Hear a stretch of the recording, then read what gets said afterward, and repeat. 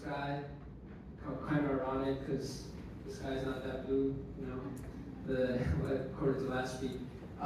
So what are we tackling here? So according to Earth.org, 91% of the world's population are currently living and breathing in air where air quality levels exceed the World Health Organization limits.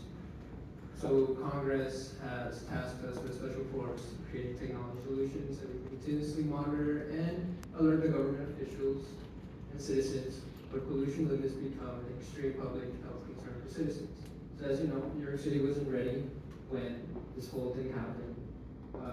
Air conditioning, air quality levels were hazardous, and schools closed down, and while school is still going on, so people have to go back to their homes. So we were tasked with this problem, and in the next slide we can address ourselves here, Frank, and my team, Ahmed, Diego. So I'm the product manager, and we have Ahmed responsible for sales, Diego responsible for searching the market space. In the next slide, we will go into the market size. So as of 2021, there was $4.4 billion in this market, and it's growing fast, as you can see. So they expect it to grow 6.5% as of 2026. So what are some existing products? Sure, there are air purifiers out there. There's other apps. You can check air quality. You can ask Google. And due to the pandemic, there's even a higher demand for these in schools, in public places, like hospitals, and even just workspaces like this. So who are our major competitors and what makes them great? So we looked at the big companies, American Electric Co., Siemens AG, General Electric. These are all companies that make a mix of indoor and outdoor devices that are tackling these chemical pollutants in the air and polluting our society. So next slide.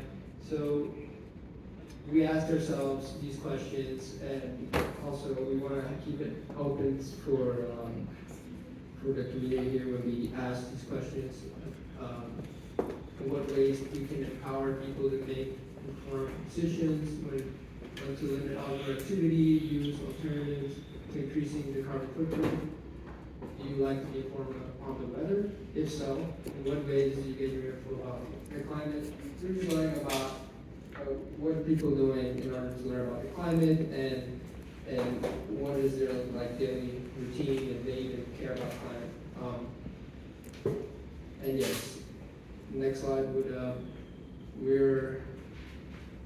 are now coming to that ideation phase, and we address the problem in the big cities, as in NYC and LA.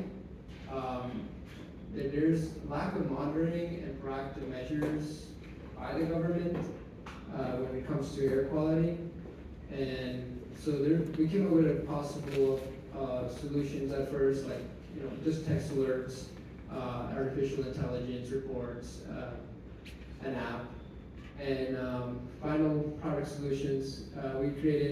We hope to create an integrated system within the phone that notifies people when air quality is low and the index is high, because as you know, air quality is AQI values that show if it's high or it's really bad if it's high, and an amber, something like an amber alert that will easily notify people when they should be outside or not. So that's just the main solution we came up with. And then the next slide, we are taking a look at Mark, so our persona here, and we think that we're targeting to people who are in the business of work, just any average Joe working out there. He's a business manager who travels to work, and he's bothered by the climate. He wants to spend time with his family outdoors and make sure he's safe when going outdoors. Sure, like allergies are a big problem too, and he has a lot of frustrations when it comes to the weather and air before going to work. And is concerned about his kids getting informed by air quality when they go outside. And also just the current state of the country to limit greenhouse gases. So MVP, our minimum viable product here, is to display air quality measurements and notify the general public based on location and user-friendly gamified in the gamified way. So that's a little twist there. Our competitive advantage is to make it more engaging through our gamified app. So the product feature here, there's the basics, which is real-time data.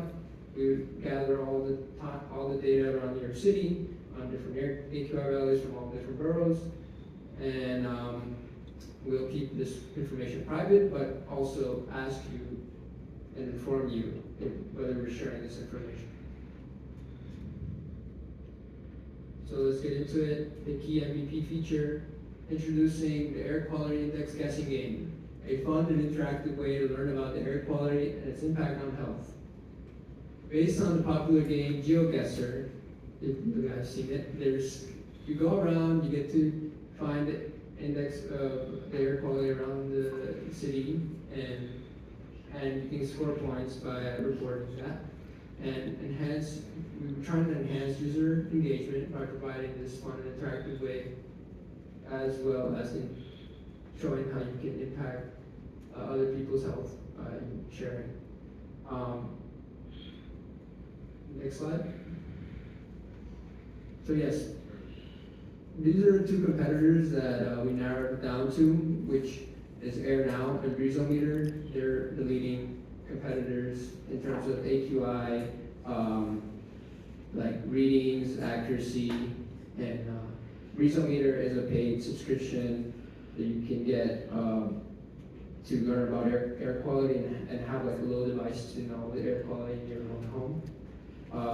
And AirNow is available everywhere. You kind of have it on your phone already or ask Google, and they just provide you with the basics like the air quality levels, the readings, and over time.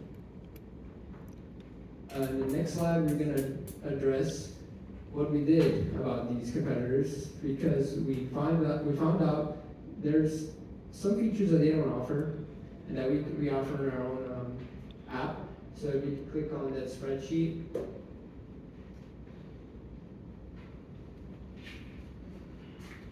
so as you go down here, you can see yes, no values, and compare our product against theirs. We use kind of the same systems, and if you scroll up a little bit, you can see that some of them cost. Also, some of them are not integrated with the government, like they don't alert the government, and AirNow is one of them, but Breezometer isn't. And when we did our research, we found that they don't use like LiDAR or even any technology in your phone to like measure AQI values. So we're trying to do that in our product here. And just a little plug. Thank you, ChatGPT, for this. Kind of helped out in forming this spreadsheet here. And in the next slide, of course, we came over to product design. So first we have to calculate the market size, and we are thinking this timeline here is going to take between like 1 to 2 weeks, and for the actual product itself, it could be, we will have to do all of this first, like we'll have to develop it with an engineering team, from a product manager, and we'll have to get in contact with a social media manager, and this could take anywhere between a month or 4 to 6 weeks for a customer success strategy. So I'll just give you a rough timeline on how this app is going. And the next slide, here's just a little wireframe. And what I like about this wireframe is that you can report the air quality and the air at the moment. So take a picture of the air and send it to the government, I guess, if you want to. But they have that ability. So there you go. See, there's the air quality there looks good, but you can verify, sort of like how you go to Google and it says verify if you're a bot. Yeah, click on the photo that shows how the air quality is at the moment. And this is the GeoGuessr interactive map. So I created this with Tableau. This is just showing all the AQI values around the world. And if you contribute to this, you get points. And that's the basic idea of it. The more points you get, you can earn those rewards to like buy air purifier or use them for our store. So we're trying to increase user engagement in a gamified way. This is our best efforts to do that. Thank you for listening to me. I'm Frank Vasquez, and hope you download our app.